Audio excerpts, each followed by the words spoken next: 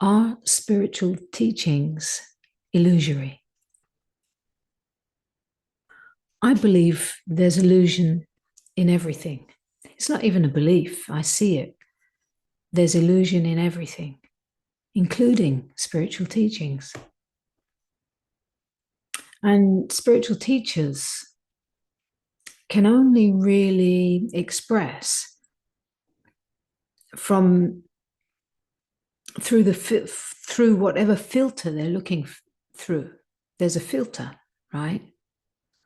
And the last few days, I've been listening to, maybe you've heard of Dr. Jill Bolte Taylor, the woman who got famous through sharing about her stroke on the TED Talk, where she lost the left brain and was only functioning from the right brain.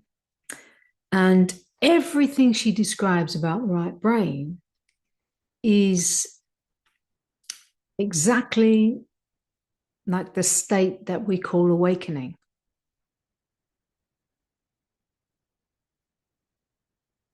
Think about that.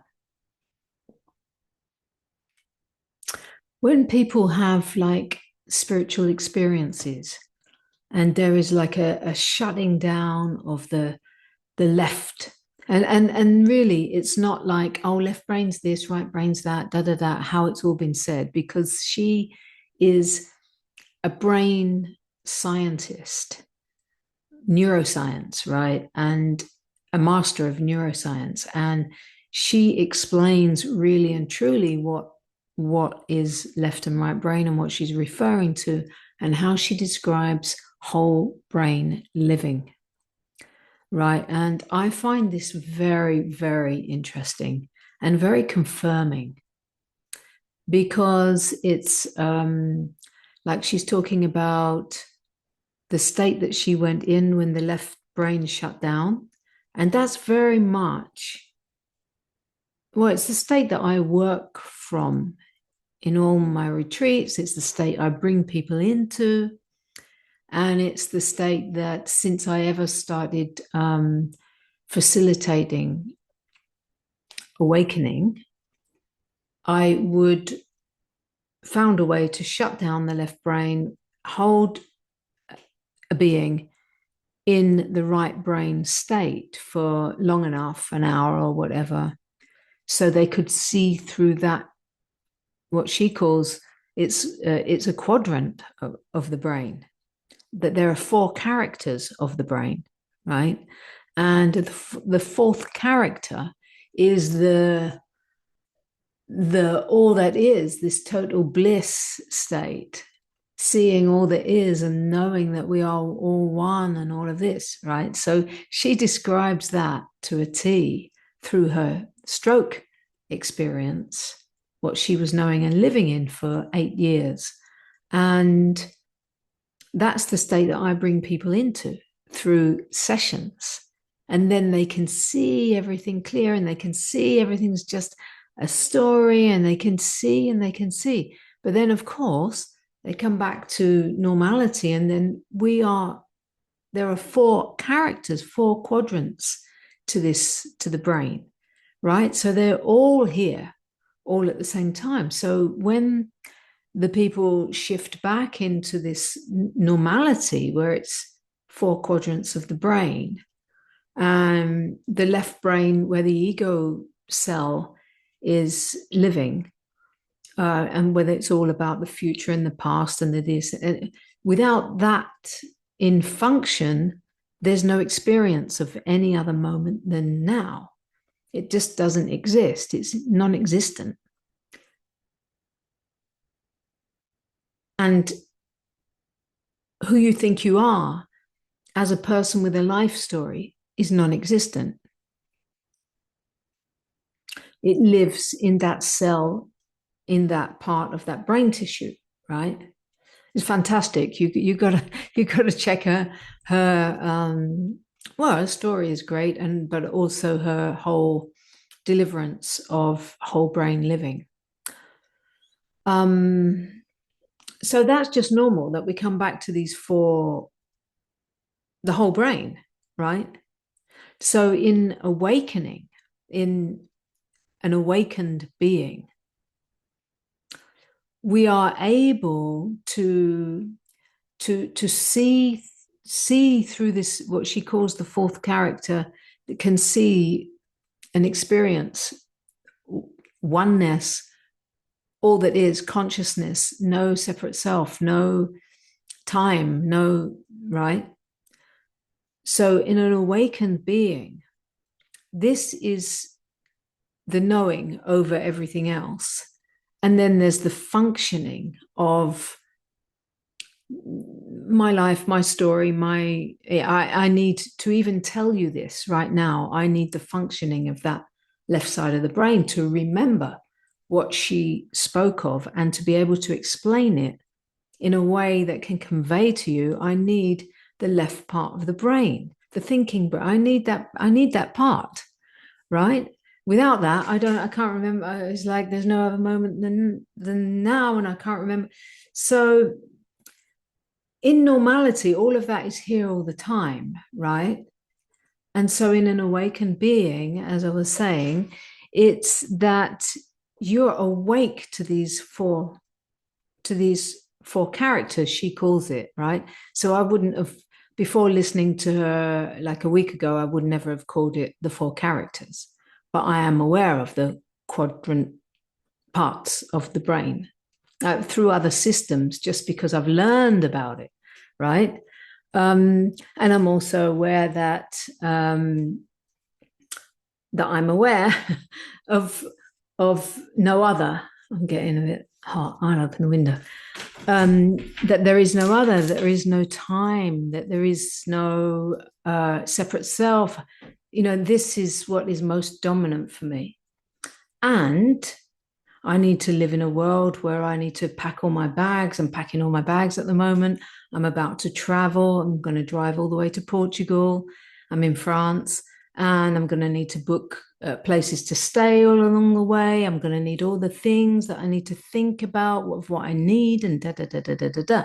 Right? So, yeah, that's absolutely all needed. So, in spiritual awakenings, or like in spiritual teachings, sometimes it can be taught that that state of oneness is like a goal to reach or something, that and in the spiritual seeker, like in the left part of the brain, is trying to get to that right part of the brain where that experience lives. But this left part of the brain can never be the right part of the brain, right? And in a different set of words, we can say that the ego can never become enlightened, right? So the ego is doing seeking, searching, all this thing is going on and going on and going on. And if it can like learn to meditate, do yoga, create more space, get quiet, get quiet, get quiet. The more quiet, then naturally, as the left brain is quiet, there's no more ego.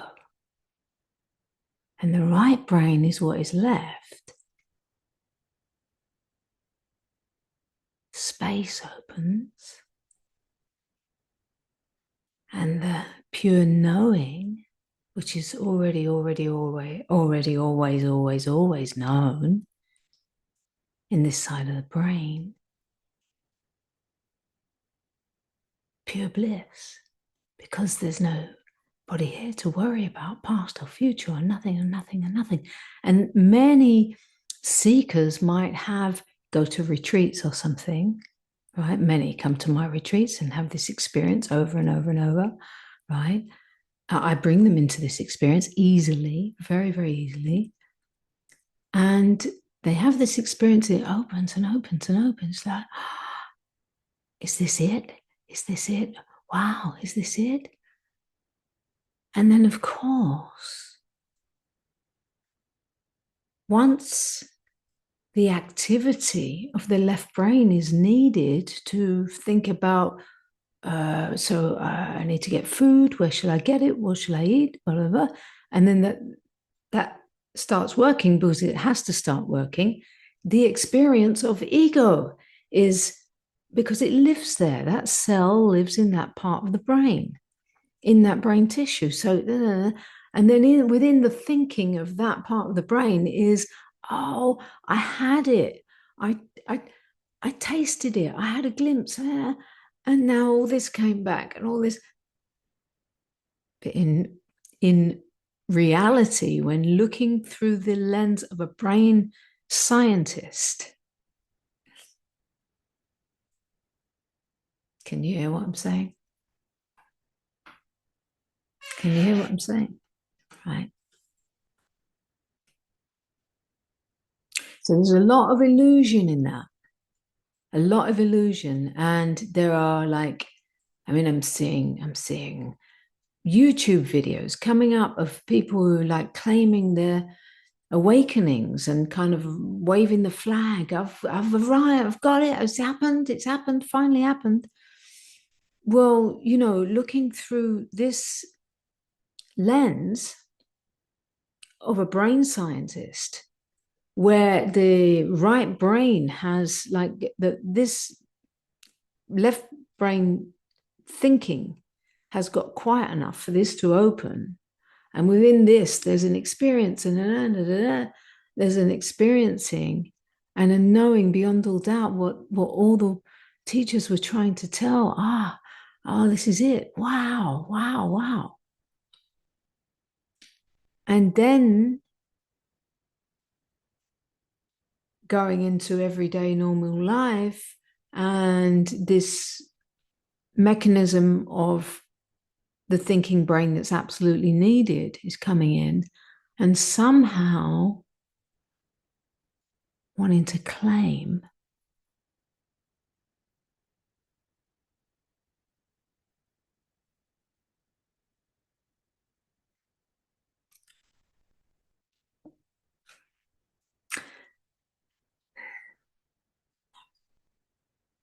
so look right here, right now.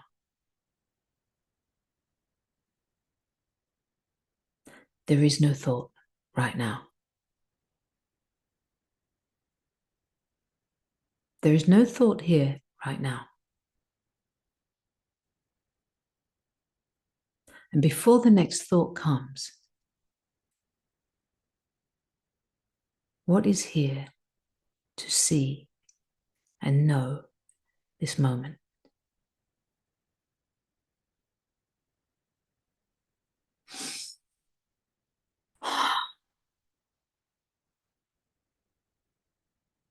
Before the next thought, what is here to experience this moment? What is this? Before you name it,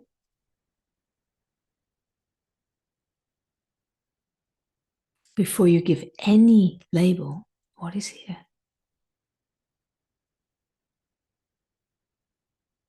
This is always here. It's not an achievement.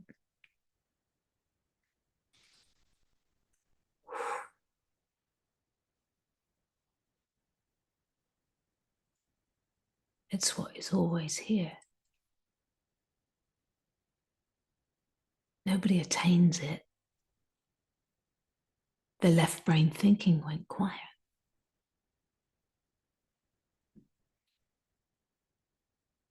Being here.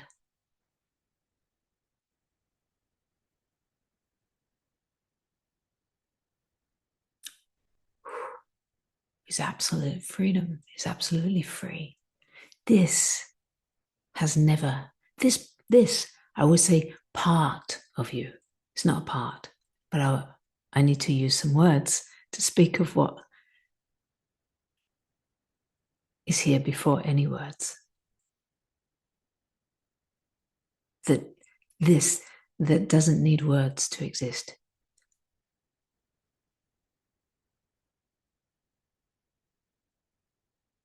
I use words, I say existence itself, this.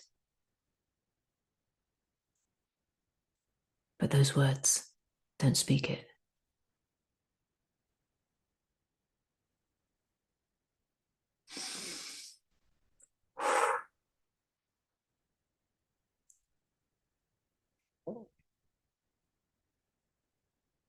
And I bring people here all the time, in sessions, in retreats.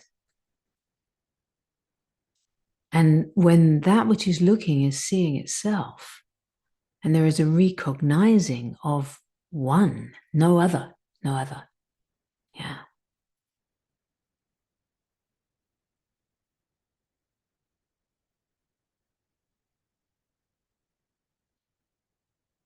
We can see right here, we can see that we cannot stay all day, all night, just like this.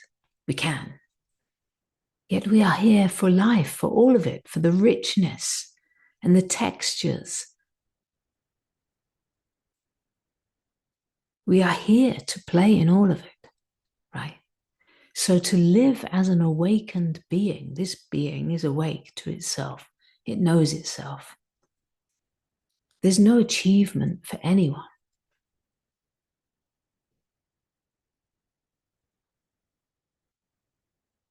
And this thinking brain, this part that works in past and future and this and that and story and getting hurt in the past and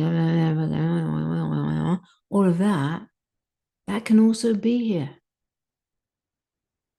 That can't be me if I am here before that.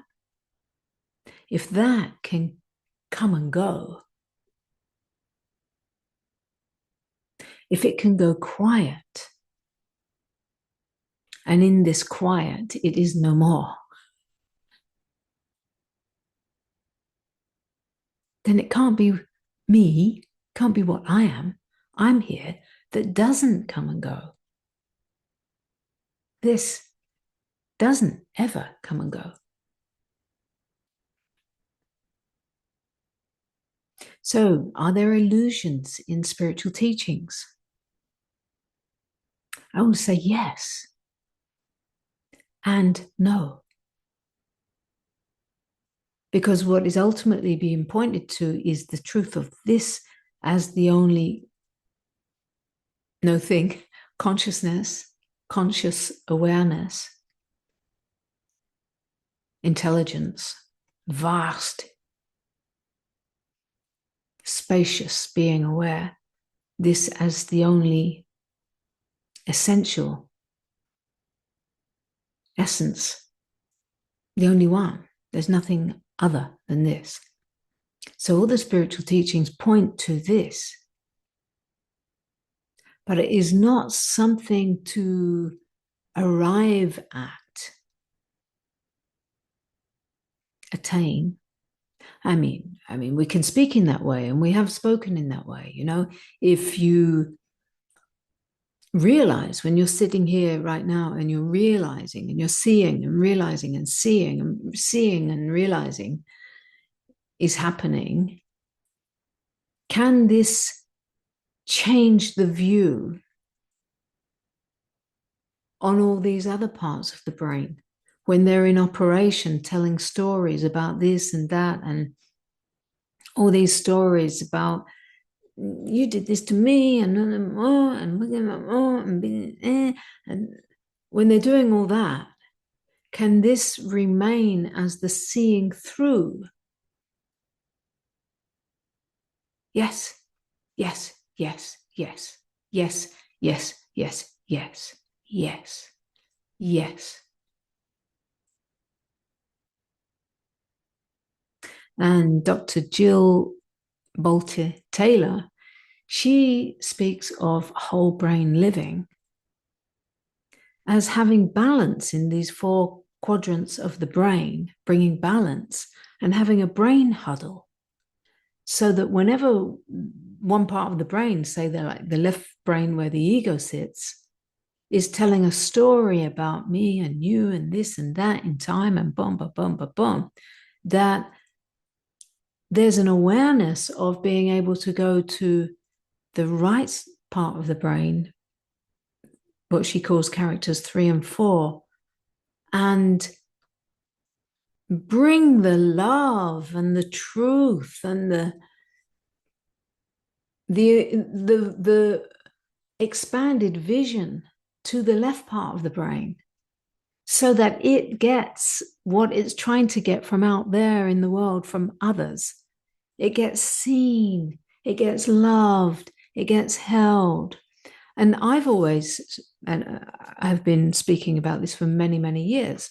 I speak about that in the way of to be the space for this aspect of you, which is needing some holding, needing some. I have spoken about it in many videos, like become the space of consciousness holding sensation. Well, that's exactly the same as what she is saying. The right brain, bringing the love, the unconditional, to the little ego self. So it's pretty fantastic to have this confirmed by neuroscience and by a brain scientist. I just feel it's fantastic and I'm excited about it. You know, I've been watching her videos for a few days and I'm very excited about that. And it also triggered for me to look at, look at all the spiritual teachings that have been running down the ages through all the sages and the Indian traditional lineage, right? Well, it's very beautiful, and I've been very part of it myself and read all the books, and not all the books, but I went very deeply with Ramana and Papaji and Nisargadatta, and many, many years ago, back in 25 years ago, something like that, I went really deeply into all that stuff, right? And also like seeing how it's also part of the way that they expressed that is not necessarily ultimate truth.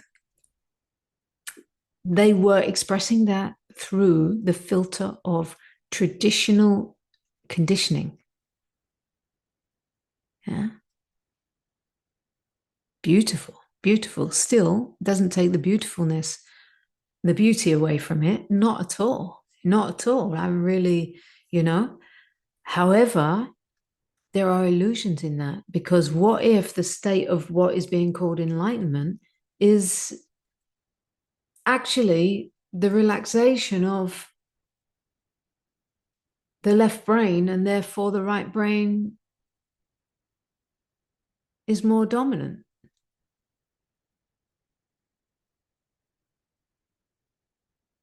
Yeah, makes absolute perfect sense. It makes absolute perfect sense to what happened for me in jail. There was a shift. And now suddenly I was like just seeing the sun come over the mountain, being in absolute awe that this can even exist in the first place, being on a rock turning in space, the miracle of being in the first place,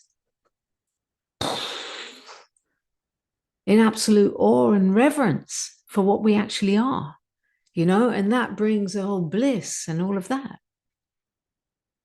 But from looking at it through this lens, a shift in the brain chemistry.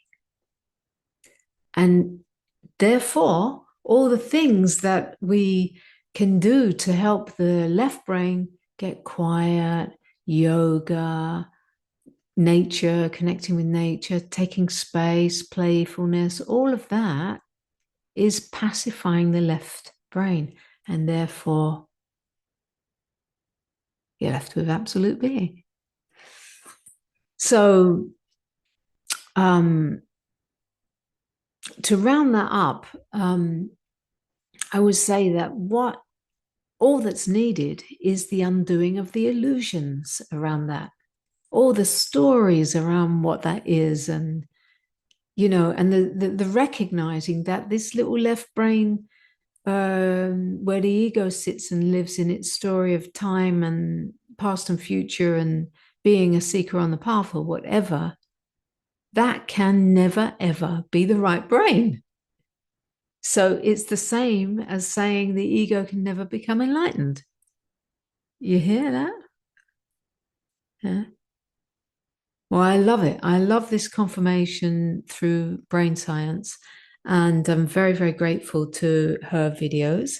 And that's why I give her a great mention. And I'm looking forward to read her book, Whole Brain Living. And I recommend you do too, because why? Because it gives you the power over being run by one part of the brain, which mostly this world, human world, is driven by the left brain ego self who lives in time and story. And we all know what that brings, don't we? Yeah. And that's where suffering is. That's where suffering lives. And then the search to find the truth starts out in there. Yeah. The search to know, who am I? Well, you're not that one in there. There's no one in there. Shut that down and there's no one left. And she experienced that through a stroke. She wasn't searching, right? So, yeah, I recommend her book, Whole Brain Living. And the beautiful one of the beautiful things she says is that why she wrote the book is that it gives you the power to have choice in who you want to be. Who are you here to be? What do you want to give the fuel to? Because what you fuel will grow. What you give fuel to is going to grow. If you're giving fuel to this left brain thinking in past future story, you did this to me, I did, you give fuel to that, it will grow. When you have whole brain awareness, you become the one you long for. You have choice. This is freedom. Let me say that I have a 4-day retreat coming up online, the last 4 days of the year, no, 27th to 30th. So the last week of the year. And I've been doing that for the last 10 years or so. And it's always been fantastic, like intimate, deep, bringing people, and just like a real space for deepening and deepening in this and unraveling and unpacking and breakthrough and drinking the deliciousness of the nectar of free beingness. If you would like to join, there is until Friday the 21st an early booking rate. And also, there are 2 levels. You can either be interactive level or you can get a much lower cost and viewing only. So check that out. The link will be in the description. All right. And thank you for watching this far. Thank you.